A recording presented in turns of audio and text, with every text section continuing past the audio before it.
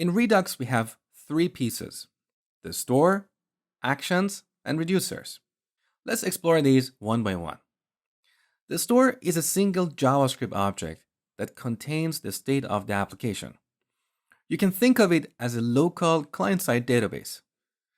So here we can have properties like the list of messages, number of new messages to be displayed on the navigation bar, whether chat sounds are enabled, and so on.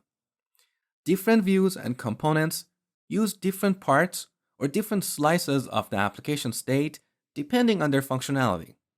And this also means if different components need to work with the same slice, there is only one copy of that slice throughout the application.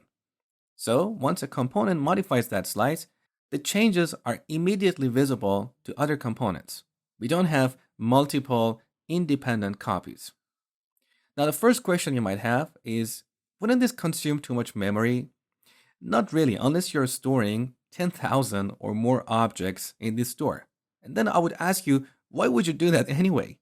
So for the most part, it's okay to have a single object to store the application state. The second piece is the actions. Actions are plain JavaScript objects that represent something that has happened in the application. So semantically, they're more like events. If you have some background in CQRS architectural style, you should know the difference between commands and events. Commands or actions represent something that should happen, like posting a message, whereas events indicate that something has happened, like a message was posted. Actions in Redux are semantically events. Here are a couple of examples. When the user reads a message, we can represent this event using an action like this. As another example, if the user posts a message, we can have an action like this.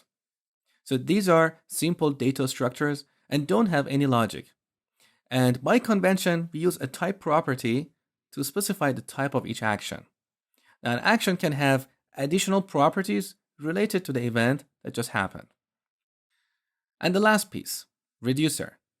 Now, reducer is a term that often confuses a lot of beginners to Redux. Unfortunately, the terms used in the Redux library are not very helpful.